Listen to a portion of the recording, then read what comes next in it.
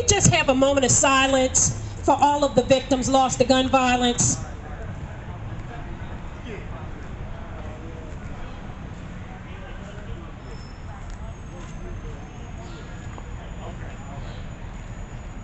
Thank you. So I'm a 5-time co-victim of homicide. March 30th, 1975, Easter Sunday, my father was murdered in front of me on my front porch at 12th and Allegheny. He was shot in the chest with a double-barrel shotgun. July 1st, 1991, my only brother at 28 years old was murdered over a girl as his 5-year-old son sat in his lap. January 13th, 2011, my 18-year-old son, Charles Johnson, came to Philadelphia because I left Philadelphia January 15th, 2008 to protect my children from the gun violence. My son came to Philadelphia to Washington Lane and Musgrave Street to pick up his sister, and 2 boys walked up to the car thinking he was somebody else and put 4 bullets in my son. On January 1st, 2013, my cousins, Stephen Kyrie Johnson, was being a peacemaker at a New Year's party. 2 boys were fighting over a girl, and the boy turned around, put the gun to his chest, and pulled the trigger. March 5th, 2021, my 30-year-old son, Dante Lee Johnson, who has been on the front line of this issue with me for the past 10 years, went to California for a weekend. He kissed me on March 4th, told me he loved me, and he'd be home.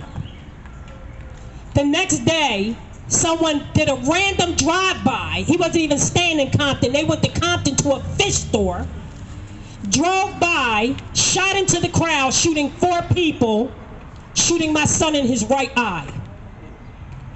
So I didn't ask for this life, and I wish that this wasn't my life, and I've been on the front issue of this for a decade now, and I will continue to stay on the front issue of this for the next decade if I have to, because our children deserve to live. That's right. Our children deserve life, liberty, and the pursuit of happiness, whether they're black, brown, yellow, green, purple. We need to stop putting profit over people. Yes, that's all that's And we need to make sure that our children are growing up. Most young black men don't think they're going to live to be 20 years old. My son called himself an endangered species. So you know what? The End Gun Violence Coalition, I want to thank our partner, Ceasefire PA. Max has been on this issue, has been my partner in this. I want to thank Anti-Violence Partnership, who has been in the front line way longer than me, and our other partners, Rod to the Future, and Ant Brown, and Saffron Royce Foundation, and everybody just who comes out to deal with this issue. Yes. Because guess what? It don't matter what color you are. If there's gun violence in Philadelphia, it's affecting you also, right? So we need to be addressing the social determinants that lead to gun violence. Yeah. We need to be making sure that these young people have opportunity. You know, we want to blame them for this situation, but if we created it, how can we blame them? That's right. We don't educate them. We don't feed them. They live in housing scarcity. Then we got gentrification pushing them on top of each other. Where once there was space in between the beef, now they on top of each other. Of course you're going to see a rise in gun violence. Almost 200 homicides. And we only in May. Over 600 shootings. 700 now. 700 shootings in Philadelphia. We can fix this. This ain't rocket science. I didn't run for office because I wanted to be a legislator. I ran for office because I was tired of burying people's children. And I put my life on the line. And I don't regret it because I did bring back $1.3 million to Philadelphia for gun violence prevention. That ain't enough.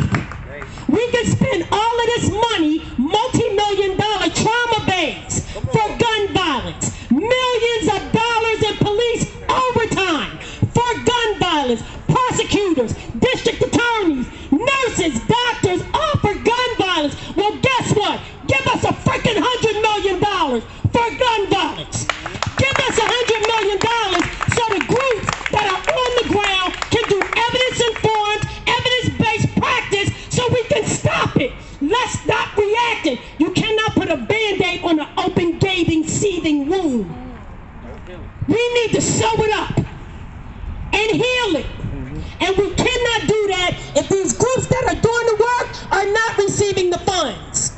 We can fix this, but it's going to take all of us. That's right. It's going to take each and every person that's out here calling your city council person and telling them to demand that the mayor put up the $100 million that the End Gun Violence Coalition is asking for to stop community violence. Because guess what? If you ain't affected by it yet, You will be. if we keep going at the pace that we're going, we will all be affected by it. Yeah. Thank you.